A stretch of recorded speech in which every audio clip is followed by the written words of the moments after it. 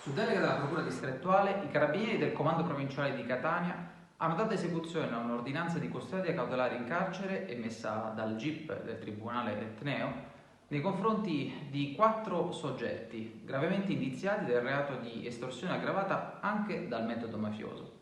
L'indagine, coordinata dalla Direzione Distrettuale Antimafia di Catania e condotta dai carabinieri del nucleo operativo della Compagnia di Paternò da febbraio a maggio di quest'anno, ha consentito di accertare una estorsione aggravata mediante intimidazioni e minacce derivanti dall'appartenenza al clan mafioso di Rapisarda Giovanni, esponente della famiglia Santa Paola Ercolano di Catania, attualmente detenuto all'ergastolo per l'omicidio avvenuto nel 1993 di un noto imprenditore catanese.